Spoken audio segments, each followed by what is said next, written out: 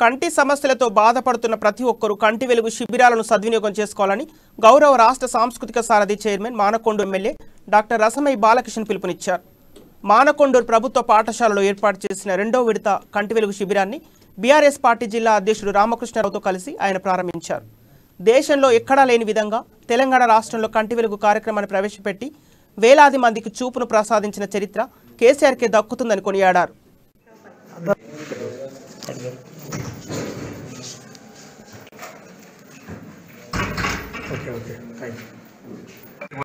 ఏ ఒక్కరు ఉండదన్నటువంటి ఒక మహా లక్ష్యంతో మరి రెండవ విడత కంటి వెలుగు కార్యక్రమాన్ని చేపట్టినందుకు మనందరి చప్పట్ల ద్వారా మరి హృదయపూర్వకంగా ధన్యవాదాలు తెలియజేద్దాం. ఎందుకంటే ఎంత సంపద ఉన్నా ఎంత ఉన్నా కూడా చూపు లేకపోతే ఆ జీవితానికి వెలుగు ఉండదు. చూపులోనే జీవితాన్ని వెతుకునే వాళ్ళు చాలా మంది ఉంటారు. కాబట్టి నేత్రదానం అనేది చాలా మహత్తరమైనటువంటి దానం, చాలా గొప్ప దానంగా కూడా మన సమాజంలో మనం భావించుకుంటా ఉంటాం. ఇవాళ తెలంగాణ సాధించినటువంటి అభివృద్ధిని ప్రతి ఒక్కరు కూడా కంటి నిండా చూడాలి అన్నటువంటి ఒక మహా లక్ష్యంతో ఈ కార్యక్రమాన్ని చేపట్టడం జరిగినది.